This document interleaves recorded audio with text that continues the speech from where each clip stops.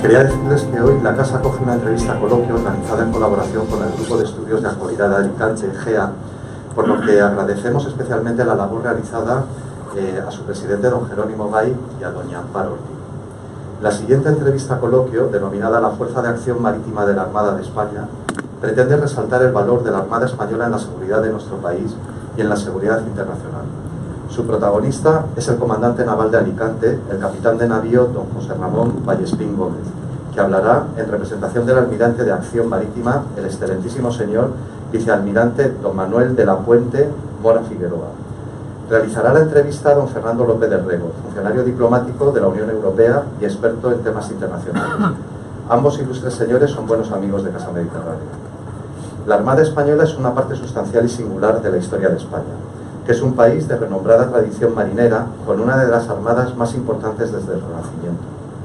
Hoy, la Armada conjuga modernidad con arraigadas costumbres militares y marineras.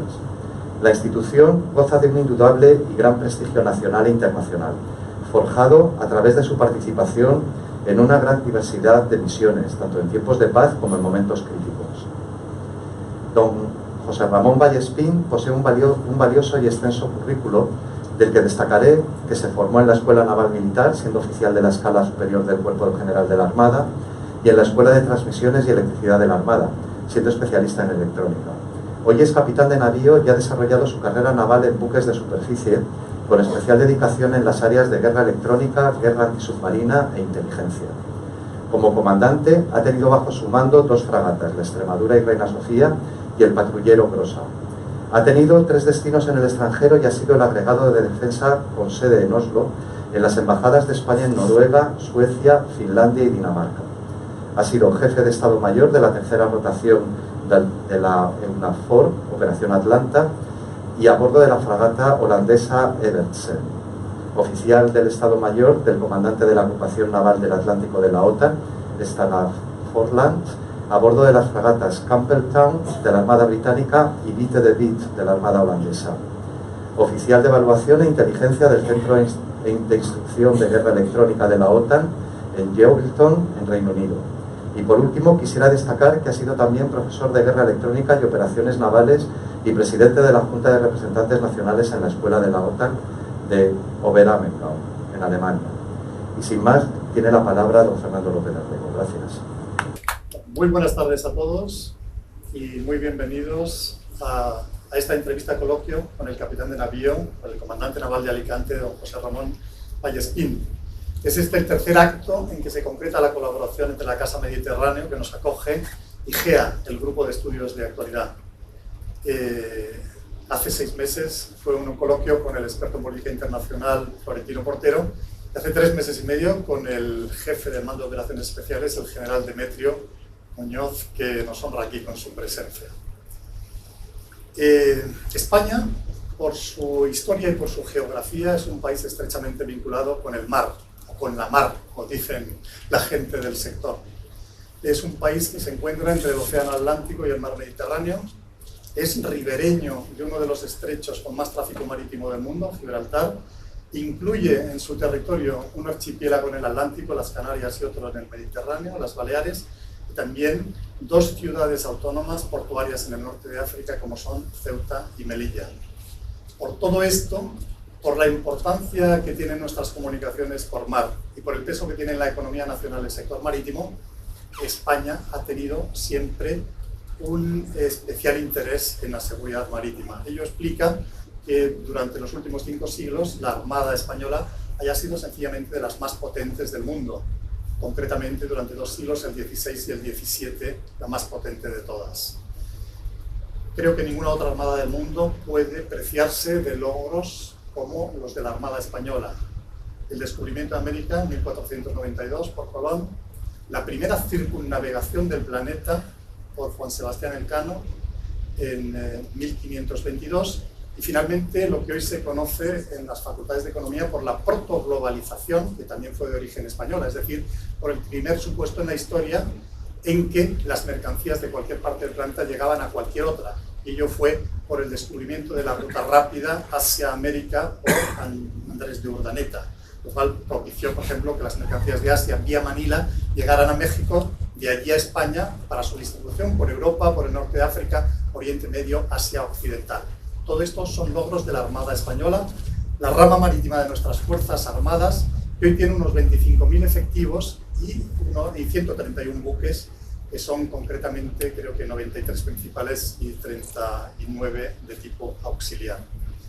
Cuando el actual AGEMA, el almirante jefe del Estado Mayor de la Armada, en 2012 redactó un documento con los objetivos de la Armada para los años subsiguientes, incluyó 6, 5 que tenían que ver pues, con el alistamiento, con la gestión austera pero eficiente del material, etc. Pero además un sexto objetivo, que era el de dar a conocer la actividad de la Armada a la sociedad. Pues bien, esto es precisamente lo que vamos a hacer en este acto, y para conocer la Armada, muy específicamente la Fuerza de la Acción Marítima, contamos con una persona de la máxima cualificación, no solo por ser el comandante naval de Alicante, sino por el currículum embarcado y en tierra que ha desarrollado desde 1977. El comandante naval, el capitán de navío, don José Ramón Vallespín, nació en Madrid, entró en la Armada en 1977, en fin, del currículum ya se ha dicho, ha estado al mando, por ejemplo, del patrullero Brosa y de las fragatas Extremadura y Reina Sofía. Ha sido también profesor en la escuela de la OTAN en Oberammergau, en Baviera, junto a Garmisch-Partenkirchen, si no me equivoco, y ha estado también como experto oficial de inteligencia en la Escuela de Adiestramiento de Guerra Electrónica también de la OTAN. Su último destino, abrevio ya para no repetir, antes de llegar a Alicante, fue en la Agregaduría Naval en la Embajada de España en Oslo, en Noruega, pero con acreditación múltiple, también en otros países del Pacto Nórdico, de la zona geográfica. El 30 de octubre de 2014, hace 2 años y medio, tomó posesión del mando de la Comandancia Naval de Alicante, de cuya actividad luego le vamos a preguntar un poco, y en eso está desde entonces. Persona de vasta cultura, ha aportado desde el primer momento en que llegó a Alicante a las actividades culturales del Ateneo y de otros foros, básicamente con conferencias sobre su tema, sobre la Armada Española y su historia. Hoy vamos a centrarnos en una primera parte en la Fuerza de la Acción Marítima, para pasar luego a temas un poco más generales de la Armada y luego a temas un poco que tienen que ver pues, con toda la actividad de nuestras Fuerzas Armadas en general, y acabar con un coloquio abierto en el que ustedes podrán plantear todas las preguntas que tengan por conveniente. La primera pregunta es muy sencilla, muy breve. ¿Cuál es el origen de la Fuerza de Acción Marítima? Dado que ha habido tantos cambios orgánicos y de estructura en las Fuerzas Armadas Españolas en la última década, en las últimas 2 décadas, que uno se pierde un poquito. ¿Cuál es el origen de la Fuerza de Acción Marítima? Yo me pierdo el primero. Bueno, primero quiero dar las gracias a Casa Mediterráneo y a Grupo GEA por esta excelente oportunidad para dar a conocer un poco más la Armada, y en particular a esta parte de la Armada que quizá es un poco menos conocida. Todos hemos oído hablar de lo que es la flota, de lo que son los portaaviones, lo que son los grandes barcos, y en cambio el mando de acción marítima, que es además de reciente creación, relativamente reciente creación, pues es un poco menos comprendido, y ese verdaderamente es la razón por la que ha sido una gran idea invitar al almirante, en nombre del cual yo hablo, que es el jefe de la fuerza, para tratar de explicar un poco mejor este concepto. La Fuerza de Acción Marítima se creó en 2004, ya tiene 13 años, y básicamente proviene de lo que antiguamente era la refundición de lo que antiguamente eran las zonas marítimas. Todo el mundo ha oído hablar de la zona marítima del Cantábrico, la zona marítima del Estrecho. Hace 20 años todavía trabajábamos con un concepto territorial de la fuerza, y ese concepto, gracias a los medios de mando modernos y el alcance de las comunicaciones, sobre todo la capacidad de movimiento de los barcos, pues esa necesidad de tener distribuido el espacio marítimo en zonas pues ha desaparecido, y entonces se unificaron esas zonas marítimas bajo la dependencia de un solo almirante, que tiene un solo cuartel general y desde allí dirige la fuerza. Básicamente esa es la idea. Y además de esa transformación debida a la desaparición del concepto territorial, pues se ha aprovechado naturalmente, como siempre hay que hacer, porque las estructuras tanto militares como civiles como eclesiásticas siempre hay que estar adaptándolas, pues se adaptó al nuevo escenario geoestratégico del siglo XXI. ¿Y cuál es, exactamente, queda claro el origen, cuál es la ubicación de la Fuerza de Acción Marítima en la estructura de la Armada Española? Pues la fuerza de la Armada, que es lo que llamamos, la denominamos la flota es toda la fuerza de la Armada, lo que no es la flota son los apoyos y los cuarteles generales. La flota se divide en tres grandes componentes: la fuerza de acción naval, la fuerza de infantería de marina y la fuerza de acción marítima. La fuerza de acción naval son las fuerzas de combate principales, portaaviones, las fragatas, los submarinos, etcétera, etcétera, con los buques anfibios, etcétera, etcétera. Son buques de dominio del mar y de auténticamente de guerra, aunque luego veremos que, luego podré explicar que también hay otras misiones, pero son los barcos principales de combate que establecen el control del mar, etcétera, etcétera, listos para la guerra. La Fuerza de Infantería Marina, prácticamente lo mismo, pero Infantería Marina es nuestra principal herramienta de proyección del poder naval sobre la tierra, o incluso también hacer determinadas funciones de protección de los propios barcos, de las instalaciones de la Armada, etcétera, etcétera. Y la tercera componente es la Fuerza de Acción Marítima, que tiene un nombre un poquito raro. Los términos naval y marítimo son un poco confusos, en distintos foros se utilizan de distinta forma. Para nosotros en la Armada, naval es lo que es auténticamente de los barcos de guerra.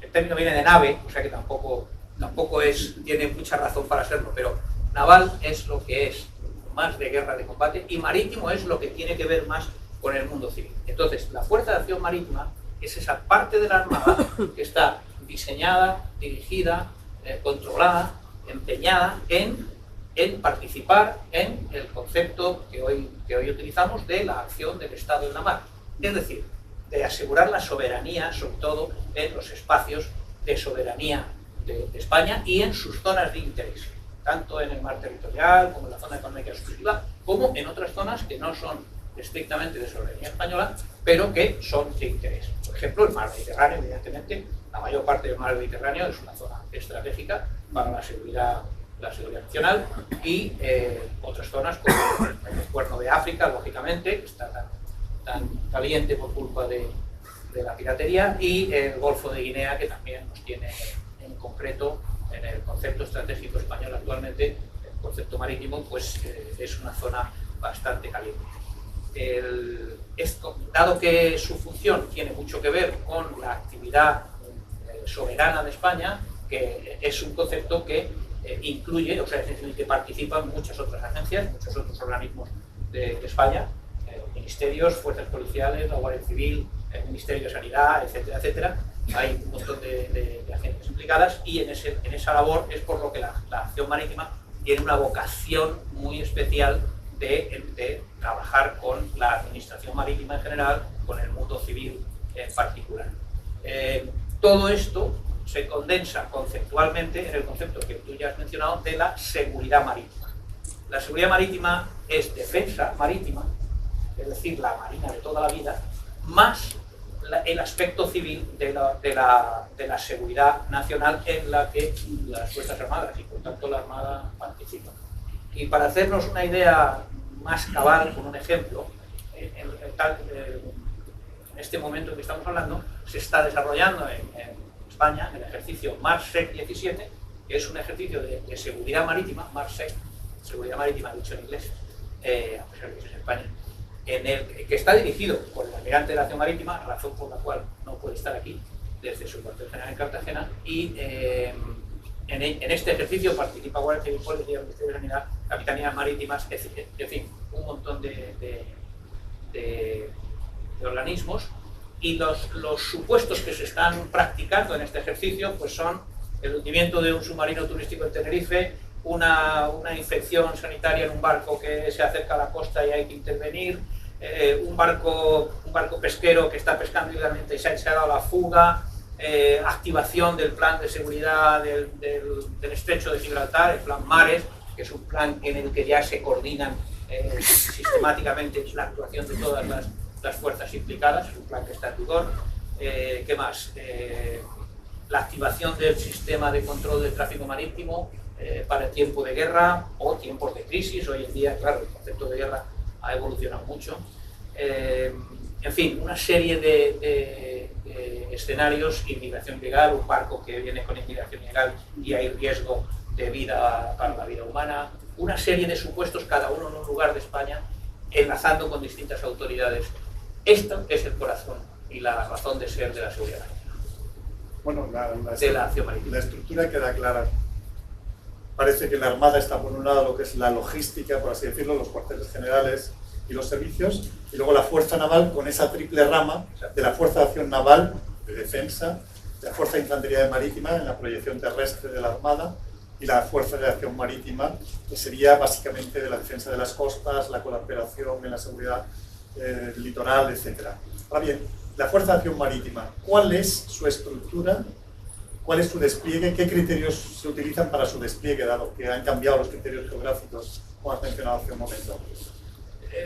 Como he dicho, se agrupó básicamente el mando, ¿no? El mando se ha agrupado, entonces donde antes había 3 capitanes generales, un almirante en Canarias, más otro almirante que llegó a haber, un almirante en Baleares, ya no me acuerdo, pero había 3 capitanes generales, que eran almirantes de la Armada, 3 estrellas, 3 galones. Ahora solo hay uno, y además es vicealmirante, 2 estrellas. Y él está ahora a las órdenes del almirante de la flota. Antes, los capitanes generales dependían directamente del almirante jefe de Estado de la Armada.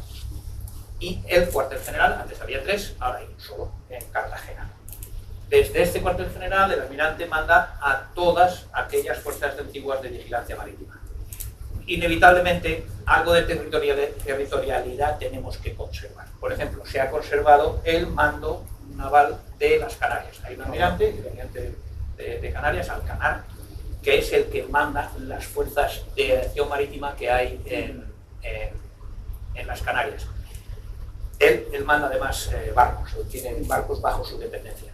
Hay 3 capitanes de navío que son los que, en lo que han quedado los antiguos capitanes generales, 3 capitanes de navío que mandan, son los que mandan las flotillas de los barcos de acción marítima en cada una de las cabeceras, Cartagena, Cádiz y Ferrol. Pero de todas maneras el concepto se trata de que sea también extraterritorial, es decir que, por ejemplo, el buque de auxilio de submarinos Neptuno, que tiene la base en Cartagena, lo manda el capitán de navío que es el jefe de esa flotilla, pero ese barco opera en cualquier sitio de España, por supuesto. Estos comandantes, estos capitanes de navío, tienen a sus órdenes cada uno del orden de, digamos, 10 barcos de diversos tipos, y el almirante tiene un centro de mando, el COBAM, el Centro de Operaciones de Vigilancia Marítima, en Cartagena, operando 24 horas al día, que es a quien puede llamar la Guardia Civil, un pescador que tiene un problema, la Policía Nacional porque necesita un apoyo, cualquier persona, cualquier entidad que necesite enlazar, trabajar, requerir algo o informar de algo a la Armada 24 horas al día, todos los días del año, puede llamar al Centro de Operaciones de Vigilancia Marítima en Cartagena, está a las órdenes de la Almirante de Acción Marítima, y allí enseguida pues lo que haya que hacer lo podrán hacer. Este Centro de Vigilancia Marítima efectivamente cubre toda España gracias a los medios, como he dicho antes, de empleados, y básicamente esa es la estructura. ¿Y las unidades operativas? Hay también 2 o 3 centros específicos que digamos que no entran dentro del esquema general de distribución y de barcos. Son el núcleo de buceo de la Armada, con los 3 centros de buceo que hay también destacados en las 3 cabeceras. Está el Instituto Hidrográfico, que también depende de la Navegación Marítima, y hay algo más en este momento, no me acuerdo, pero me acordaré luego y lo diré. Son centros en tierra, algunos de los cuales tienen barcos, por ejemplo, el Instituto Hidrográfico tiene sus propios barcos. Es decir, es una estructura que no se parece a una estructura muy racional de una unidad muy homogénea, porque la verdad es que las unidades que forman parte de la fuerza pues son bastante heterogéneas. ¿Y de las comandancias navales, como la que diriges, cuáles son las funciones de las comandancias navales en el actual contexto organizativo? La Almirante de Acción Marítima manda, como he dicho, a esos centros, y barcos a través de estos mandos subordinados que he dicho, pues manda del orden de 45 barcos, patrulleros, dragaminas, cazaminas, el Neptuno de apoyo a submarinos y de buceo, patrulleros grandes, medios y pequeños, el Juan Sebastián Elcano, etcétera, etcétera. Todos los barcos de la acción marítima, que voy a poner unas fotos para que se vean. Les pongo ahí unas fotos sin mucho orden y concierto, pero que son todos los barcos de todas las unidades de la acción marítima.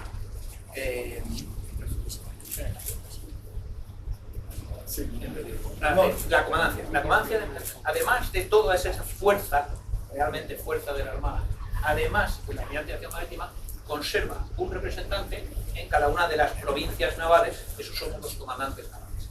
Como representantes o agentes de la Unidad de Acción Marítima, estamos un poco para todo.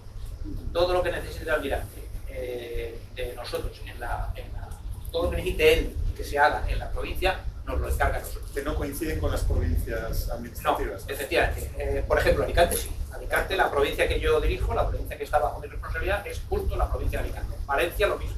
Ajá. Pero en cambio, el Comandante de Marina Valencia no solo tiene Valencia, sino que tiene también Tarragona, de Castellón. Es decir, ahí no existe una correlación estrecha. En concreto, ¿qué es lo que de verdad hacemos? Bueno, primero representamos institucionalmente al almirante, a la GEMA, al almirante jefe del Estado Mayor de la Armada, es decir, que no solo soy el agente del almirante de acción marítima, sino en caso de necesidad, si es por representación, yo soy el representante del almirante jefe del Estado Mayor de la Armada.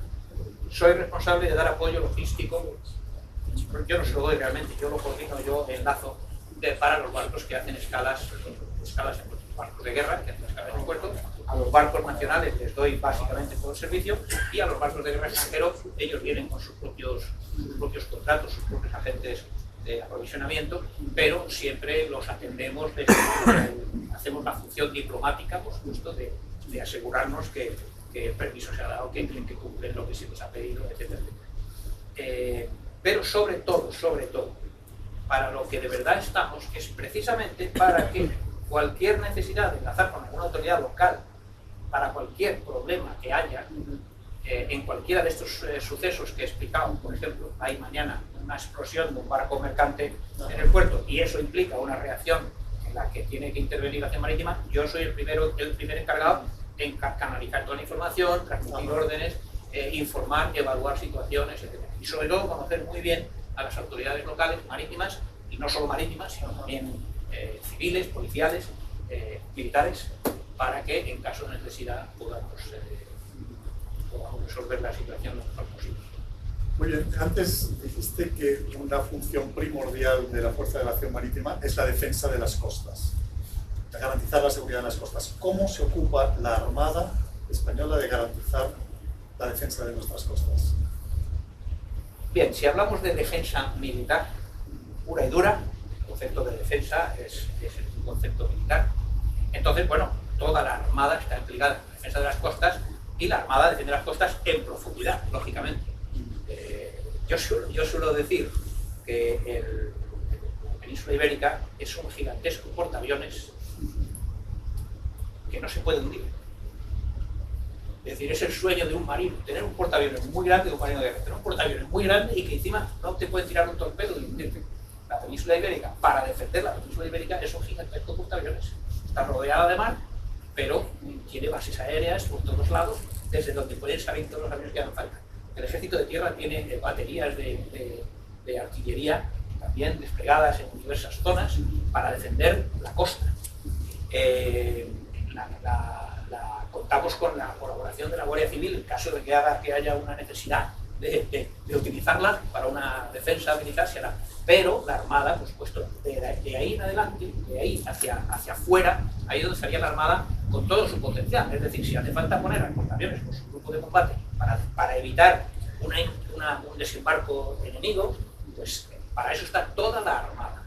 Ahora, si de lo que estamos hablando es más del concepto de defender las costas en el sentido moderno, es decir, más en el sentido de seguridad marítima, pues efectivamente, ese es el trabajo más concreto de las fuerzas de la acción marítima, que aquí las están viendo, distintos barcos, distintos patrulleros, que, como he dicho antes, se han ido especializando en unas operaciones distintas de las que estábamos acostumbrados, pues, que hoy día le llamamos de alta intensidad en la Armada, y están más dedicadas a unos escenarios de baja intensidad, en la que no esperamos no se trata de defendernos ante una agresión militar pura y dura, sino pues defender las costas de tráficos ilícitos, de pescadores ilegales, de contrabandistas, de riesgos sanitarios, incluso pues, de un maremoto. Ya estamos entrando en humanitarias, pero en definitiva, todo eso quiere decir que precisamente la acción marítima, que como digo, es una palabra que utilizamos los marinos españoles ahora, pero que es un poco rara, es un poco difícil de entender, se puede entender mejor si le llamamos pequeña guardacostas, o pequeña guardacosta realmente. Es decir, que todos estos barcos, todas estas unidades, estos buceadores, he puesto algunas fotos con infantes de marina para que se comprenda que esta labor, la acción marítima, ni siquiera esta labor específica de seguridad marítima más civil, ni siquiera la hace exclusivamente la acción marítima. La acción marítima está especializada en ella. Pero hay barcos de la Fuerza Nacional y la Infantería Marina también colabora en operaciones combinadas, operaciones en las que se hacen conjuntamente, pero centradas en la Fuerza de Acción Marítima y casi siempre bajo dirección del Almirante de Acción Marítima, que tengo que aclarar que el Almirante de Acción Marítima es, además de su puesto orgánico como jefe de la Acción Marítima, Almirante de Acción Marítima, es el jefe del mando de vigilancia marítima operativo. Ese es su lado operativo. El Almirante de Acción Marítima es más su lado orgánico, pero en su lado operativo es el comandante del Centro de Vigilancia Marítima, que depende directamente no ya de la Armada, no de la flota, sino directamente del jefe del mando de operaciones del Estado Mayor de la Defensa, que está en Madrid y que es quien verdaderamente está recibiendo toda la información, todos los detalles y dándole tarea al Almirante de Acción Marítima. Para estas actividades de la acción marítima, ¿cómo son las características concretas de los buques que se utilizan? Es decir, los buques para la defensa son conocidos de todos, pero para la pluralidad de funciones que desarrolla la acción marítima en la defensa de las costas, me imagino que tiene unas características peculiares. Sí, hay dos tipos de barcos, digamos, todavía bastante militares dentro de la acción marítima. Los primeros, normalmente no hablo de ellos, voy a hablar de ellos primero, son los cazaminas. Los cazaminas no son barcos que van a combatir a otros barcos, no son barcos que se van a empeñar en una batalla clásica. Los cazaminas puede que nunca vean al enemigo, porque de lo que se dedican es a levantar las minas que el enemigo haya sembrado. Pero es una labor enormemente arriesgada, son barcos de guerra como cualquiera, necesitan protección, tienen que integrarse con las fuerzas tal. Muchas veces tienen que ir a quitar las minas en una operación auténticamente militar, una operación anfibia, vamos a desembarcar en una costa enemiga, el enemigo, si ha tenido tiempo y dinero y sapiencia, habrá minado esas aguas para evitar que nosotros vayamos. Tienen que ir ellos y tienen que ir ellos por delante de todos los demás, ¿no? En tiempo de paz, a veces están incluso haciendo operaciones de desminado de minas, por ejemplo, de la Segunda Guerra Mundial. Eso lo están haciendo hoy en día.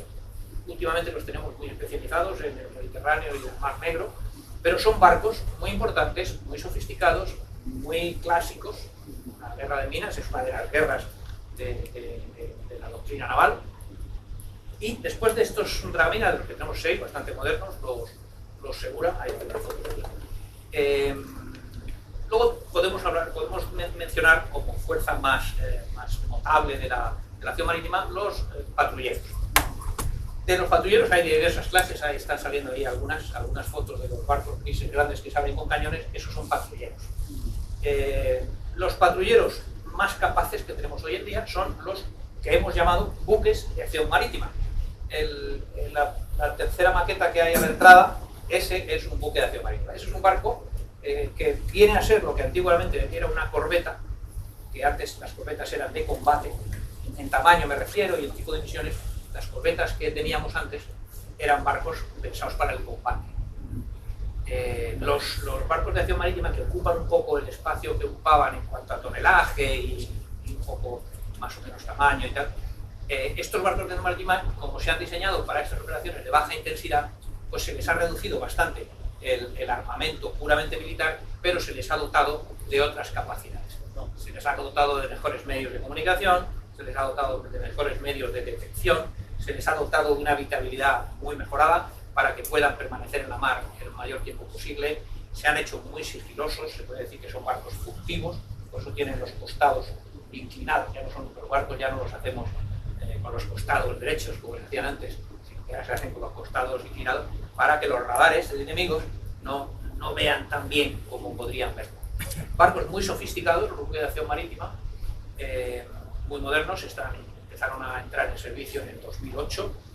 Tenemos 4, estamos construyendo 2 más, a la Armada le gustaría que nos dieran bastantes más, pero estos son un poco el caballo de batalla de los barcos de acción marítima. Los 4 que tenemos ahora mismo en servicio están desplegados en Canarias, están destacados en Canarias porque se pensó inicialmente que su labor más importante, al ser barcos oceánicos, sería en el océano, en el Atlántico. Hoy día, la verdad es que están más empeñados en Somalia y en el Mediterráneo que no que en el Atlántico, aunque también hacen operaciones en el Atlántico. Luego hay una serie de patrulleros ya digamos un poco ya más viejitos. Por ejemplo, lo que antes eran las corbetas de la flota, barcos de combate, se les ha desmontado parte del armamento y ahora se dedican a patrullas, ser patrulleros. Esos patrulleros son los que están vigilando continuamente el espacio marítimo español en todos sus medios para asegurarse de conocer el medio, detectar actividades ilegales, por supuesto, detectar cualquier intrusión militar que pudiera haber. Y después ya hay una serie de barcos ya, digamos, más complementarios. El Neptuno, que es de rescate de submarinos, el Elcano, que en el fondo es un barco que depende de la Almirantía de Acción Marítima porque tiene que depender de un mando naval, pero en realidad es un barco escuela. Y como tal barco escuela depende del almirante de personal de la Armada, está en Madrid.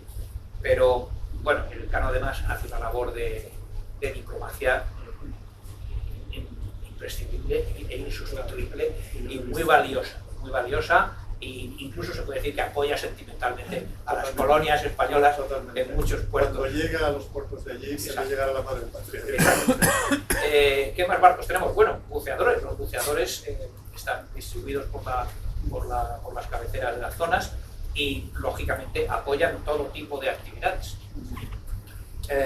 Los barcos hidrográficos levantan las cartas y junto con los dragaminas, con los cazaminas, tanto los buques hidrográficos como los cazaminas, tienen una capacidad de examinar el fondo muy notable. Son capaces de ver lo que nosotros no vemos, de la misma manera que con un radar pueden ver aviones lejanos, pues con los sonares que tienen tanto los barcos hidrográficos como los cazaminas, están pensados para distinta función, pero los dos tienen que ver el fondo, pues tienen una aplicación, por ejemplo, muy importante a la hora de colaborar con la protección del patrimonio arqueológico submarino. El Neptuno ha estado ahora mismo en Canarias revisando pecios arqueológicos que necesitaban ser visitados. Transportes, tenemos algunos transportes menores, hay dos transportes de ataque en la flota, en Cantabria y el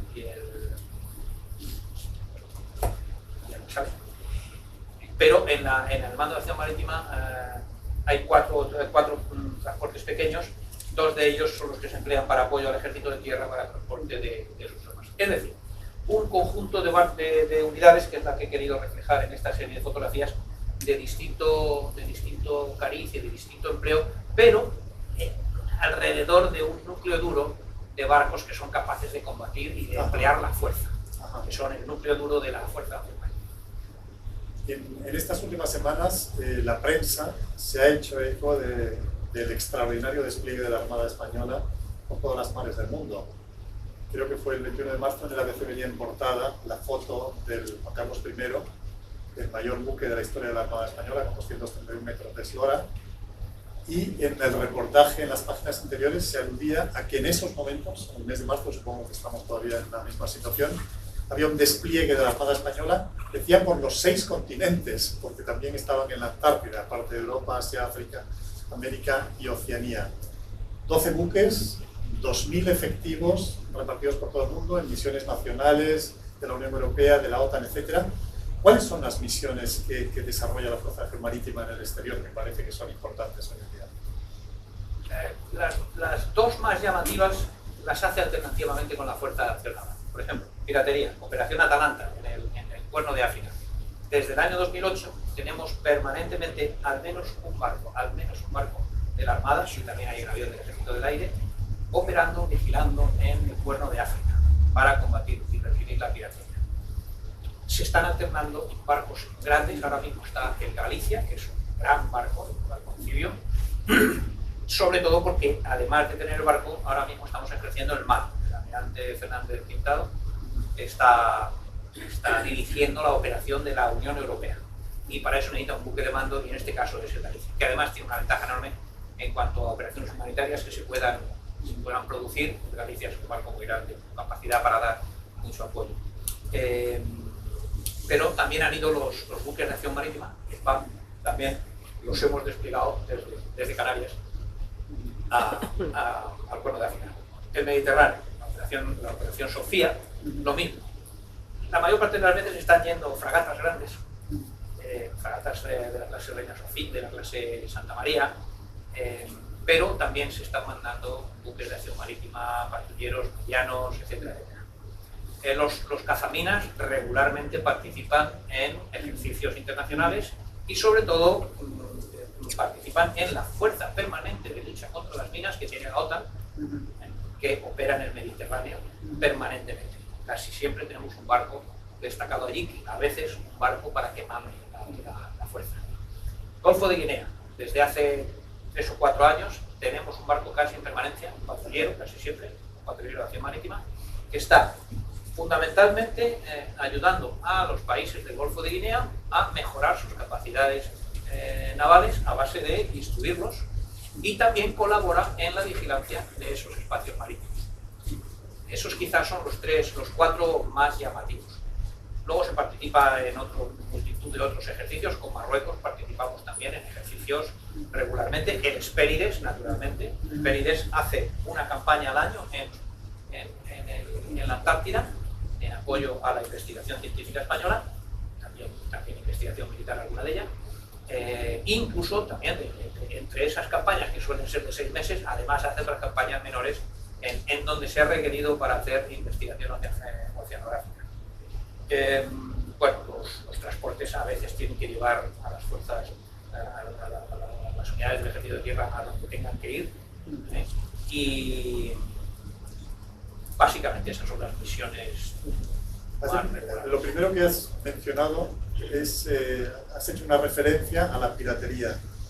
Hasta hace muy poco hablar de piratería pues nos sonaba alguna cosa de otros tiempos. El bandolerismo marítimo parece que nos retrotraía a la época de los corsarios berberiscos que venían aquí a asolar las costas del Mediterráneo, o a los bucaneros o filibusteros del Caribe español, etc. Parecía una cosa de películas casi de Walt Disney y de tiempos pretéritos. En cambio ahora están saliendo la piratería como algo reciente, como un fenómeno preocupante. Bueno, de motu propio te has referido a ello. ¿Cómo se explica el resurgimiento de la piratería? Obviamente el agua cubre 2/3 partes del planeta en que estamos, en consecuencia es lógico que haya actos criminales en esas 2/3 partes de la superficie del planeta, pero parecía una cosa del pasado que se ha recrudecido y que ha afectado directamente incluso a intereses españoles y a buques españoles. ¿Cómo se explica que pueda resurgir la piratería en lugares además a veces paupérrimos en las costas de los países más pobres del mundo, etcétera? Bueno, ese es uno de los factores más importantes, la pobreza. Pero hay que pensar 2 características fundamentales del mar, o de la mar. La mar, primero, es básicamente un desierto. Cada vez menos, porque cada vez hay más barcos. Uno va por la mar y es impresionante la cantidad de barcos que cruzan el mar hoy en día. Es una cosa imparable. El mundo, las ciudades crecen, pero el tráfico marítimo yo creo que crece más todavía. Es algo impresionante. Uno se va al mar de Alborán y ve pasar barcos y barcos. Pero el mar es un desierto, es decir, como si fuera un desierto cruzado por caravanas, ¿no? La otra característica fundamental del mar es que fuera de las zonas de soberanía de los países no hay soberanía, es decir, la soberanía no existe, es aguas internacionales, allí no manda nadie. No es completamente cierto, por supuesto, los barcos tienen que llevar una bandera y por lo tanto en cada barco manda el país de la bandera. Pero el espacio no está sometido a la ley de ningún país, está sometido solo al derecho internacional marítimo, que es un derecho, pues, hombre, bastante limitado comparado con lo que es el derecho civil, criminal, comercial, etcétera, etcétera. Entonces, claro, en ese espacio, ¿qué es lo que pasa? Pues que acaba sucediendo lo que puede suceder. De la misma manera que cada vez hay más barcos en la mar, porque cada vez es más los hombres, la humanidad es más capaz de navegar, claro, los malos también son cada vez más capaces de atacar a ese comercio. Y como ese comercio no está tan defendido como es un país soberano, un territorio nacional, donde hay fuerza de policía, donde hay pues es, digamos, es una especie de tentación irresistible para el crimen. Hay que aclarar también otro concepto, y es que la piratería legalmente solo existe precisamente más allá de las aguas soberanas. Si es en aguas soberanas, si es en el mar territorial, eso no es piratería. Eso es un crimen que lo tiene que reprimir el propio país con sus fuerzas de policía, con la armada, si quiere utilizarla para eso, pero con las fuerzas de piratería. Y entonces volvemos a lo que tú has dicho y te he dicho, que ese es el factor fundamental. Esto no le digáis a la militancia que lo he dicho. Las marinas ¿cómo surgieron? Las armadas ¿cómo surgieron? Pues a base de que cuando los países eran muy salvajes y lo que hacían era mandar a sus piratas a atacar los países enemigos sin que se diera cuenta, sin que pareciera que le estaba atacando el reino X, conforme el reino se iba haciendo más serio, pues iba convirtiendo a sus piratas, los iba convirtiendo en una armada. Sería irrespetuosa de la ley.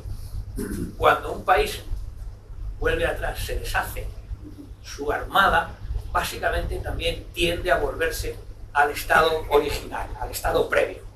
Es muy sencillo comprender que en Somalia había una pequeña armada a la que incluso nosotros, los países occidentales, le habíamos enseñado a tener guardacostas. Había una serie de barcos y gente de la armada de Somalia, pero el país colapsó por completo, se deshizo, dejaron de pagarles y entonces se volvieron al estado inicial. Vamos a tomarnos la justicia por nuestra mano. Si hay un pescador extranjero que nos está pescando aquí legalmente porque ya no hay armada, pues nosotros nos tomamos la justicia por nuestra mano y encima, si podemos, le cobramos una multa. Pero claro, como no hay autoridad, como ha desaparecido la autoridad, ya no es una multa, es un robo, técnicamente hablando. Eso degenera, se meten las mafias criminales por medio, que saben hacer dinero, aprovechan los medios tecnológicos de hoy en día, gracias a los cuales, hoy en día hay que decir que ya hasta hace 20 años no era así, pero cuando ya todos los aviones volaban con un transpondedor que decía soy el avión tal, voy de sitio a tal sitio, voy a esta velocidad, etcétera, etcétera, y los barcos en cambio iban por la mar, que solo sabían ellos dónde estaban, hoy día eso ha pasado la historia. Hoy día todos los barcos llevan, digamos, un chip que va diciendo soy yo, estoy aquí, y al principio solo lo sabían los barcos que estaban alrededor, porque era una comunicación de superficie, pero hoy día con los satélites eso se coge desde la distancia, y entonces hoy día la humanidad sabe perfectamente por dónde están todos los barcos que van navegando por todos los océanos. Entonces, claro, es muy fácil seleccionar un objetivo, irte a por él. El objetivo es un barco mercante totalmente desprotegido, y entonces es un negocio muy lucrativo que atrae mafias internacionales perfectamente organizadas. Los piratas son los soldaditos de a pie, pero las mafias están muy organizadas. Entonces, la represión de la piratería, por supuesto, hay que hacerla sobre el terreno contra estos piratas que, como son pobres de solemnidad, están dispuestos a arriesgar la vida para poder progresar por ese método ilícito. Pero también hay que proteger, también hay que combatirla a base de investigar todo el entramado detrás, que desgraciadamente es muy difícil. Encontrar a un pirata concreto, pues no, al pirata de la lancha, que es el que hace el asalto, no es demasiado difícil. Es difícil, porque son barquitos muy chiquitos, son de madera, no se les detecta por radar, etcétera, etcétera. Pero bueno, se puede hacer. Pero todo el entramado que hay detrás es más complicado. Esa es la razón por la que la piratería no llegó nunca a desaparecer. En el estrecho de Malaca, por ejemplo, siempre hubo piratería. Lo que pasa es que los del estrecho de Malaca estaban especializados en asaltar un barco por la popa con una lancha, subían, robaban el dinero que había en la caja, digamos, del capitán, y abandonaban el barco con el botín y se volvían a la costa y dejaban el barco pasar. Los de Somalia, los del Cuerno de África, se especializaron en sencillamente cobrar un rescate. Como habían empezado cobrando las cuotas por pescar, etcétera, etcétera, pues ya fueron montando el negocio hasta que llegó un momento que dijeron, oye, es mucho mejor, traemos el barco, lo secuestramos, lo traemos aquí y pedimos que nos den una buena cantidad, porque el capitán en la caja, tal vez lleva menos dinero, con una tarjeta que se puede bloquear. Entonces la piratería está latente en sus diversas modalidades. Está latente, es crimen y es casi imposible erradicar del todo. Porque la piratería no ha llegado a desaparecer nunca de la realidad de los mares, lo que han desaparecido son los corsarios. La etimología es bastante ilustrativa. Pirata viene de piros, fuego, bandoleros, incendiarios. En cambio, los corsarios son los que tenían patente de corso, es decir, la autorización de un Estado que les comisionaba para atacar a los buques de otro Estado. España ha sido la principal víctima. Desde Haití, los holandeses y los franceses atacaban a todas las expediciones españolas y nuestras costas lo que recibían no eran piratas del Magreb, sino que eran corsarios enviados por Túnez, por Argelia, por Marruecos, en aquellos tiempos en que era una forma de llegar hasta aquí. Si me permites hacer un comentario, una anécdota, una experiencia mía personal de cuando estuve allí combatiendo a los piratas, yo al principio no entendía muy bien cómo estos tíos son capaces de salir tan fuera del mar, tan mar afuera, con esas embarcaciones tan pequeñas, a esa velocidad tan pequeña, y cómo son capaces de encontrar a los barcos. A mí me dan una fragata, una de las que mandé, me das una fragata y me dices que encuentre un barco mercante que no me dicen dónde está. Bueno, me las veo y me las deseo, con mi helicóptero, con mi radar, me las veo y me las deseo. El mar es inmenso. Pues estos con unas porras de embarcaciones, oye, tenían una eficacia impresionante. Yo creo que porque tienen apoyo de inteligencia que les dice, como a los submarinos alemanes en la Segunda Guerra Mundial, que desde Berlín les decían dónde tenían que ir a interceptar a los convoyes americanos, porque si no los submarinos eran incapaces de atacar a los convoyes en medio del mar, tenían que saber dónde ir. Pero además yo decía, pero estos tíos ¿cómo aguantan ahí? ¿Y qué es lo que me pasaba? Pues que yo ya estaba acostumbrado al siglo XXI, a las capacidades de los barcos modernos, a las grandes cosas, a las grandes distancias, a las grandes velocidades, pero estos no, estos son nómadas de allí, de los desiertos terrestres de Somalia, que también saben ser nómadas en la mar, y lo habían hecho toda la vida. Nunca habían dejado de montarse en barcos de poca velocidad, barcos veleros, y estaban acostumbrados a cruzar, por ejemplo, desde Somalia hasta Seychelles, por ejemplo, porque conocen todavía, cosa que nosotros ya nos habíamos olvidado, conocen, por ejemplo, las corrientes, y tienen tiempo, tienen todo el tiempo del mundo. Ellos se llevan un bidón de arroz, un bidón de agua potable y un poco de leche en polvo, y igual que hacen en el desierto, son capaces de aguantar semanas, cosa que nosotros ya no sabemos hacer. Y sobre todo, saben dejarse llevar por la corriente, como hacía Colón, dejarse llevar por la corriente y llegar al sitio donde tienen que llegar y poder pararse en el sitio donde saben que van a poder pescar. Eso a mí yo ya no lo sabía, hasta que conseguí decir en un momento, ponte en su piel, ponte en la piel de estos señores que son nómadas del desierto. Y entonces empezamos a descubrir sus rutas, sus comportamientos, y entonces ya fue mucho más fácil anticiparse a lo que hacían. Pero fue una cura de humildad, de tanto barco grande, tanta capacidad, y resulta que estos, con un bote de madera que casi no se detecta, yendo por las corrientes, eran capaces de hacer cosas que a mí no se me ocurría que se podía hacer. Muy bien. Bueno, de todas maneras, los incidentes de piratería son más esporádicos. Podría decir que salen en las noticias cada mes, cada 2 meses. Pero los que son cotidianos son los incidentes humanitarios. Es decir, prácticamente no hay telediario en el que no salga alguna embarcación española rescatando a personas a la deriva, en sus pateras, etc. A veces con embarcaciones de acción marítima, en otras es la Guardia Civil, etc. ¿Qué nos puedes decir de estas acciones humanitarias? Bueno, que los tráficos de inmigración ilegal está a la vista de todos, que es un flujo inmenso, también provocado por un poco lo mismo que lo que hemos hablado antes. Los medios de comunicación actuales, pues estos inmigrantes todos llevan un teléfono móvil. Todos saben a dónde van, todos han pagado un dinero porque han aprendido unas rutas. Todo esto es gracias al desarrollo enorme de la humanidad en todos los sentidos. Y entonces, claro, las diferencias sociales son tan grandes entre el norte y el sur que se están produciendo los flujos ilegales que estamos viendo, que son difíciles de combatir. Por cierto, que en el Golfo de Adén, en Somalia y Yemen, que es donde quizás se concentró la mayor densidad de piratería, eso es una avenida de inmigración ilegal también, del sur al norte, inmensa, que es la que ayuda a que se produzca la piratería, porque todos los que se dedican a esa actividad ilegal acaban dedicándose a la piratería. Entonces, el mar separa, pero también une África de Europa, y el flujo es inmenso. Y entonces, inevitablemente, la cantidad de gente es tan grande que que las agencias que hay pensadas para salvar personas en la mar, los servicios de salvamento que están pensados para accidentes, pues no dan abasto. Y entonces por eso efectivamente la Armada, que también está dentro de sus funciones no las primarias, pero sí secundarias, la asistencia humanitaria, la asistencia de catástrofes, pues ha tenido que implicarse, por orden superior obviamente, en una labor que normalmente antes no hacíamos, no sucedía, no es que no solo no hacíamos, es que no había necesidad de hacerla.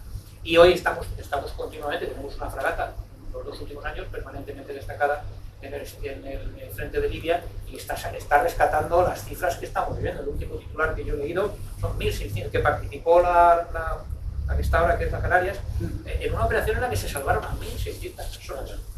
Y esto se está repitiendo, llevamos así estos 3 ya o 4 últimos años, y no hay más remedio que participar, y está obligando a la Armada a hacer un gran esfuerzo, sobre todo de mentalización, de preparación de la gente, de preparación de los barcos, de establecimiento de protocolos, etcétera, etcétera. No obstante, la misión de la Armada en la Operación Sofía, que es la de la frente de Libia, que está saliendo en los periódicos continuamente, realmente para lo que están los barcos allí es para intentar combatir las mafias. Un poco parecido a lo que combatir las mafias, pero claro, la obligación de asistencia en la mar es impepinable, y cada vez que hay un accidente de estos, pues una situación de riesgo de vida humana en la mar, pues hay que acudir. Los barcos, los diseños últimos de los barcos ya es uno de los requisitos, que el barco pueda dar asistencia humanitaria. Evacuar nacionales de una nación en guerra siempre estuvo en nuestra conciencia. Siempre estuvimos preparados para mandar un barco a unas costas que están en conflicto para rescatar a los naturales. Se puede hacer, por ejemplo, si tienes un barco que está pensado para llevar a infantería marina a una costa, ese barco está claramente bien preparado para acoger gente, acoger civiles. Los barcos tienen hospitales, servicios sanitarios para asistir a personas en combate. Lógicamente, esos servicios sanitarios, mientras no estamos en combate, se pueden utilizar muy bien. Los barcos tienen capacidad de ingeniería para reparar averías. Puedes incluso mandarlos a una asistencia en una ciudad que ha sufrido pues, el típico terremoto, una ciudad costera, o un maremoto, etcétera, etcétera. Estamos últimamente todo el día implicados en operaciones humanitarias, sobre todo la Operación Sofía, y nos está obligando a cambiar nuestro modo de pensar. Si hemos pasado de unos escenarios de alta intensidad, que eran los que teníamos en la Guerra Fría, estábamos siempre pensando que nos van a invadir los rusos, hemos pasado los escenarios de baja intensidad, migración ilegal, todo esto, pues incluso estamos bajando bastante para contemplar también sencillamente asistencia humanitaria, sin necesidad de que sea ningún delito. Muy importante, cada día más. Bueno, cambiamos un poquitito de tercio, dejamos antes lo estructural, lo organizativo, ahora las acciones contra la piratería, humanitarias, etc. Ahora estamos en un periodo de efemérides, estos últimos años, 2015, centenario del arma submarina, este año 2017, del arma aérea, de la escuela naval. ¿Nos puedes decir algo de las instituciones y de los hechos históricos cuyas efemérides estamos conmemorando en estos momentos? Sí, esas 3 efemérides, la del 2015 de la arma submarina, que ya tuve la oportunidad de explicar. De las 3, hombre, quizá porque me afecta personalmente, la más querida para mí, y creo que es la más importante, es precisamente los 300 años de la creación de la Escuela Naval Militar. La Escuela Naval Militar se creó en 1717 como concepto, no se llamó Escuela Naval Militar, entonces era la Compañía de Guardias Marinas, y desde entonces, prácticamente ininterrumpidamente, ha estado formando oficiales para la Armada. Básicamente se puede decir que todos los oficiales de la Armada que conocemos desde entonces pues han pasado por esa institución, que unas veces era un colegio, otras veces era una academia, otras veces eran 3 academias en distintos sitios, unas veces estuvo en una escuela concreta, empezó la primera se puso en Cádiz, puertas a tierra para adentro, pero luego ha ido cambiando, San Fernando, actualmente está en Marín, estuvo a flote en barcos que estuvieron en distintos sitios, pero el concepto y la estructura y las promociones han tenido una continuidad impresionante. Para los alicantinos, una referencia concreta es que uno de los primeros guardiamarinas fue Jorge Juan, el marino más ilustre de Alicante. Ingresó en la Escuela Naval, en la Academia de Guardias Marinas, en el año 1929, 12 años después de la creación. Y Jorge Juan representa un poco el espíritu de aquella compañía de Guardias Marinas, que era muy educada, muy científica. Se buscaba mucho el que los oficiales de Marina en aquel tiempo era el comienzo de la instrucción, la era borbónica en España. Se buscaba que el oficial de Marina fuera un científico, un matemático, un astrónomo. Era la época, muchos habrán oído esta historia de que los ingleses descubrieron cómo calcular la longitud. Bueno, siempre es una exageración. El descubrimiento de cómo se calcula la longitud ha sido una cosa mucho más dilatada. Los ingleses pusieron un granito de arena en pero es un problema científico que la búsqueda de resolver ese problema cada vez mejor, pues era una de las cosas que animaba ese espíritu científico que se le dio a la Guardia Marina. Otra cosa curiosa de los Guardia Marinas, que vale la pena mencionar, que muy poca gente se cae en ello, es el nombre, Guardia Marina. Es casi lo mismo que Guardia Civil. Esa palabra guardia, al principio, quiere decir que es un militar que forma una guardia alrededor de alguien. Pero eran guardias de la Marina, por eso se llamaron Guardias Marinas. ¿Y por qué eran guardias marinas? Claro, porque iban a ser oficiales de la Armada. Eran guardias marinas porque se les consideraba tropa de casa real, es decir, una tropa que podía dar guardia al rey, podía proteger al rey. Era una compañía que tenía, al menos simbólicamente, esa misión. Luego la verdad es que a lo que se dedicaba es a formarse para ser oficiales de la Armada. Pero el nombre viene de ahí. Y luego, pues, mencionar que la Armada, 300 años después, ya perfectamente establecida en Marín, con gran enfado de los andaluces y de gaditanos, que estaban muy contentos de tenerla en San Fernando.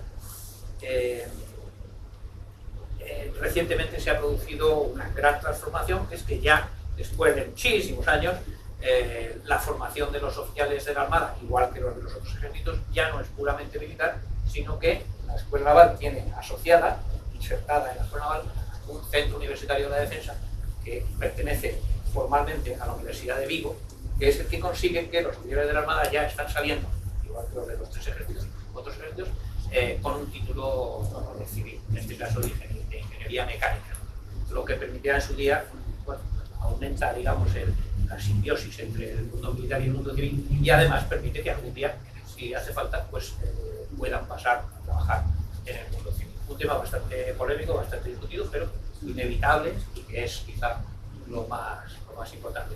El arma aérea. La arma aérea, 100 años de arma aérea este año, bueno, una revolución enorme.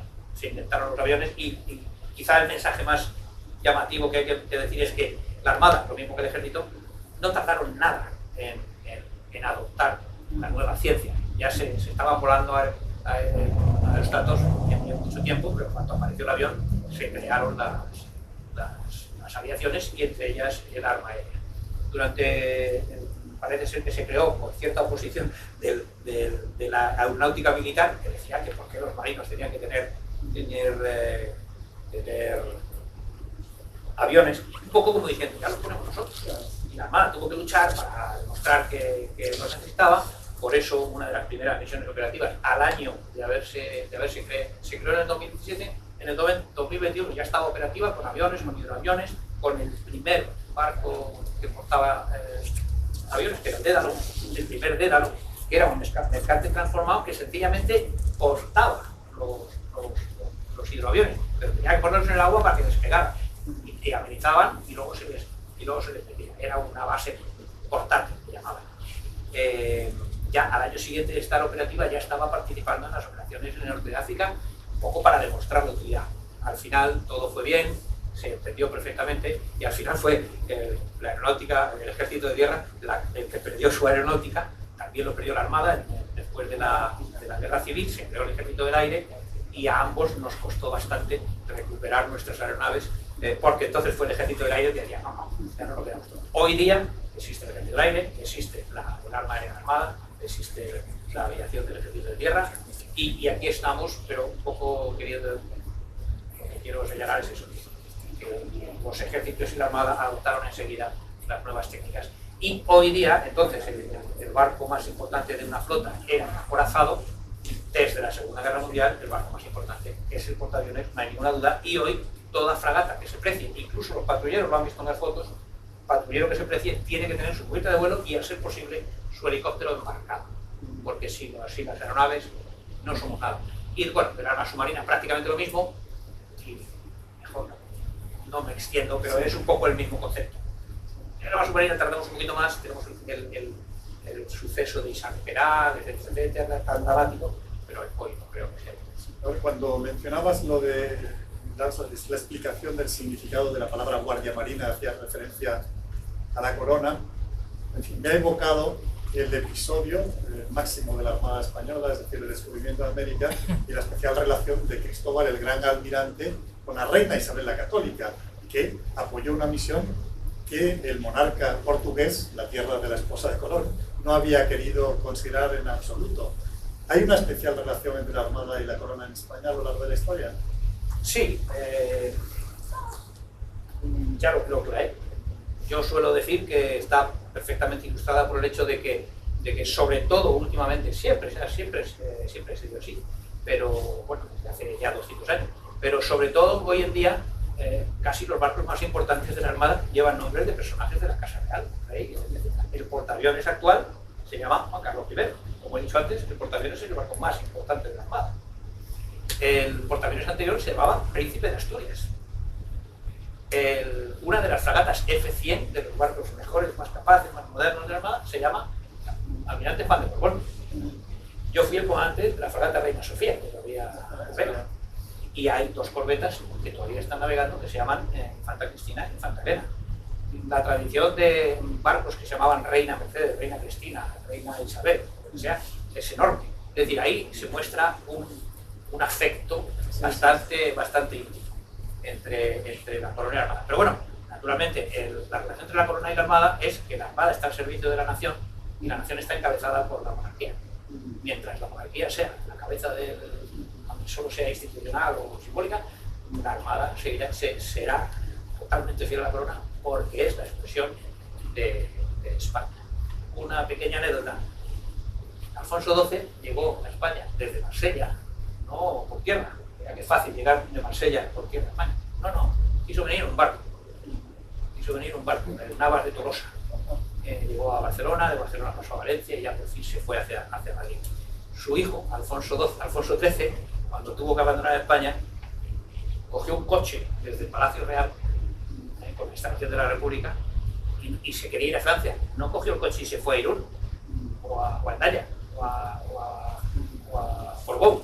Cogió el coche y se fue a Cartagena para irse de España en un barco de la Armada. Y se fue en el Príncipe Alfonso, que lo dejó en Marsella.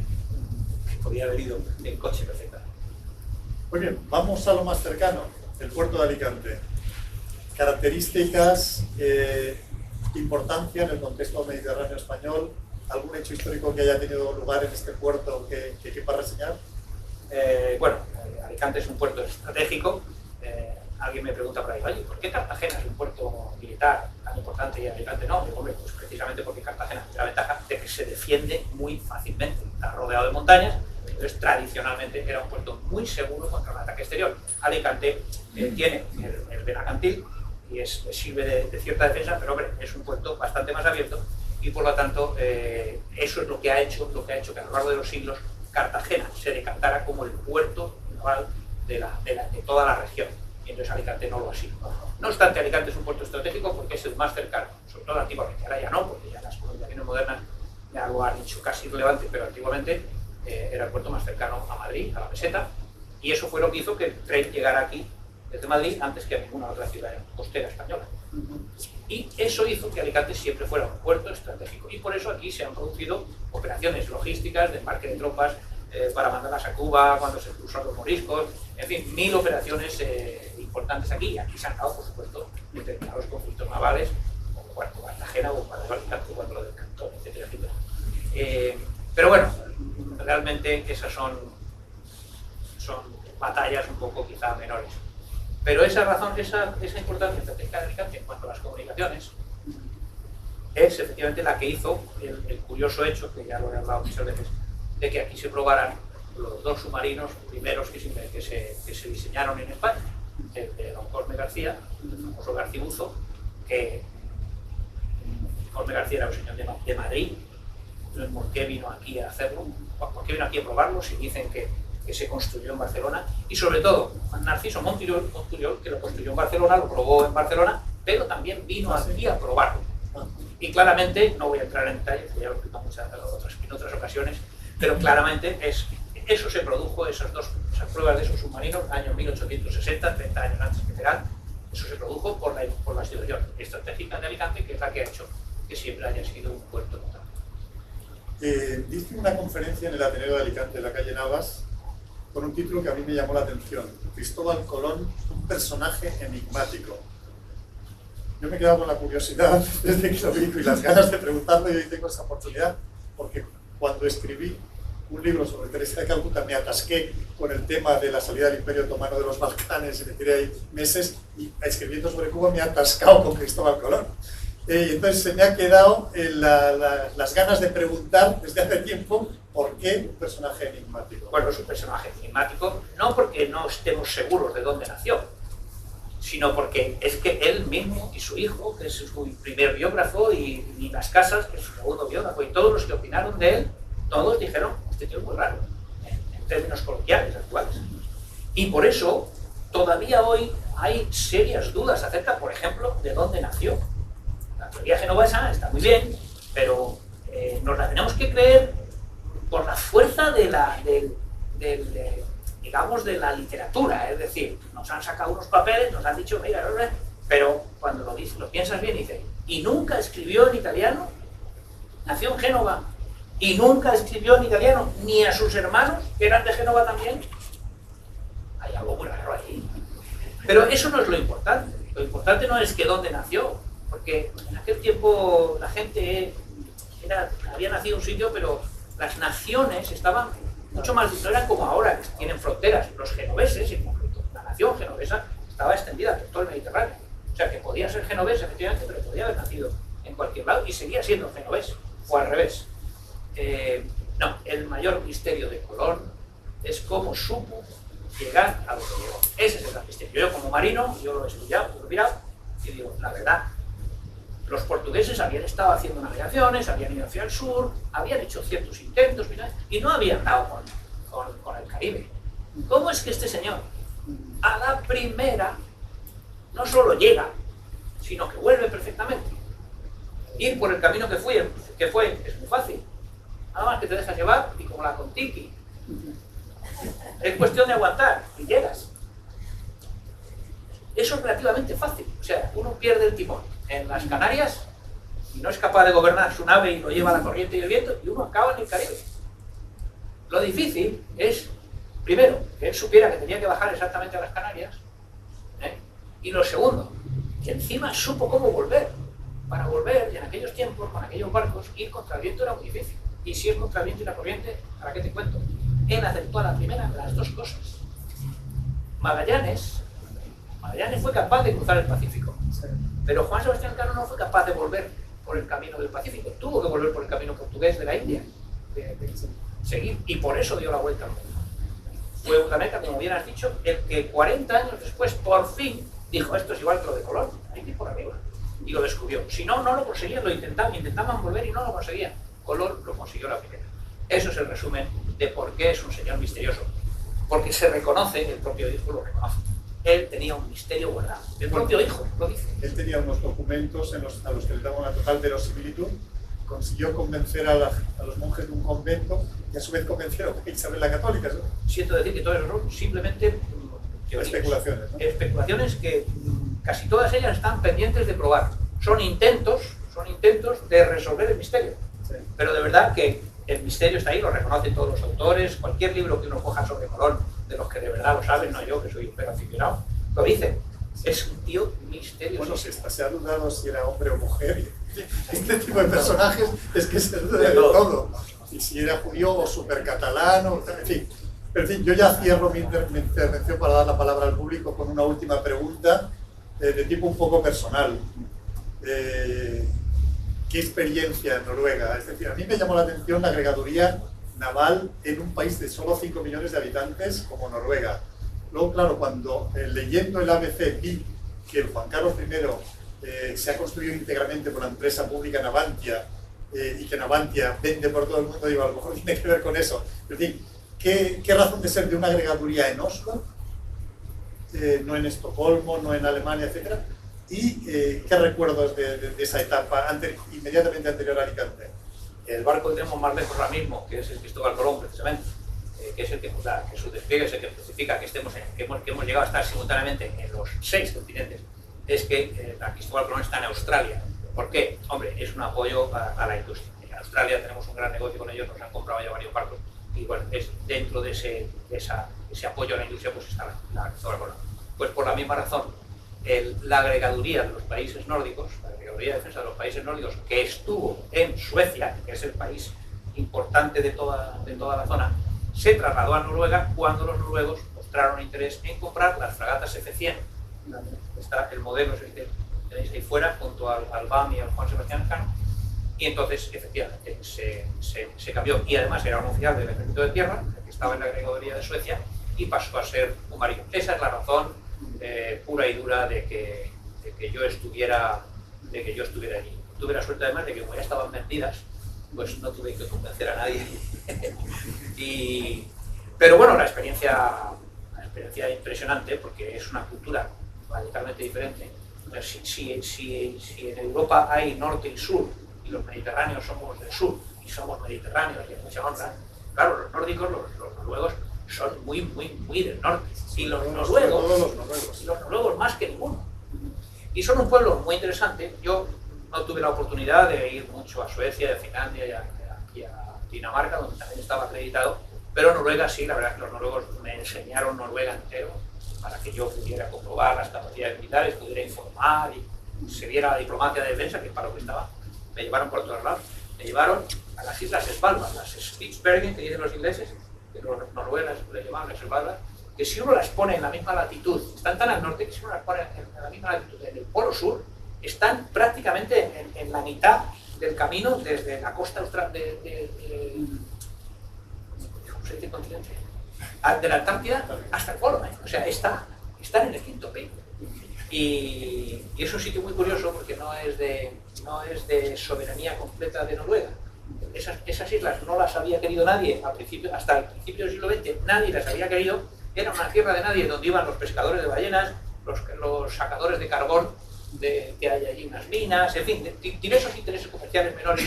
Iban allí diversos barcos de diversas naciones, pero nadie había tomado posesión.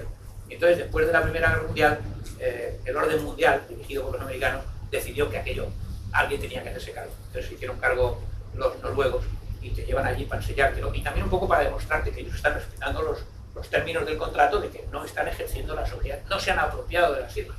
Y bueno, es un sitio de esos en los que el sol, a lo largo del día, da vueltas en ese sentido, nada más. Entonces estás todo el día. Te llevan en verano, porque en invierno es difícil. Y es curioso porque las islas, claro, casi todo, en invierno están totalmente cubiertas de nieve, pero en verano se deshielan bastante. Es curioso que en invierno, cuando es de noche, es cuando se puede andar mejor, porque en una moto de nieve vas perfectamente con una moto de nieve por todos lados. Y en cambio en verano se quita la nieve y lo que hay son pedruscos por todos lados, y es cuando no te puedes mover. Y allí, cuando te sacan de la ciudad, aunque te saquen 500 metros de la ciudad, ya te obligan a ir con un tipo, con un fusil bien cargado, porque te puedes encontrar con un oso polar en cualquier momento y tienes que ir con el fusil. Suelen ir dos, lo correcto si vayan dos, uno va con el fusil y otro va con la munición. Y solo se la da en caso de que se vea un oso. Porque claro, la vida en aquellas tierras, que es 6 meses de sol, bueno, es un poco incómodo por la noche, pero bueno, no pasa nada. Pero claro, 6 meses de oscuridad prácticamente total. Bueno, no oscuridad total, pero que no se ve el sol, eso afecta a la cabeza. Entonces darle armas a la gente es un poco problemático. En todo caso, a pesar de lo distante en estilo de vida, en mentalidad geográficamente, pues Noruega y Alicante en concreto se están hermanando. Tenemos aquí la mayor colonia noruega fuera de Noruega, en Alzad del Pi, donde tienen instituto noruego, iglesia luterana noruega, concejales noruegos ya elegidos, porque Noruega, aunque no es parte de la Unión Europea, es como si estuviera dentro. A todos esos, efectivamente, ameno, ilustrador y enriquecedor. Muchísimas gracias. Ha sido un placer.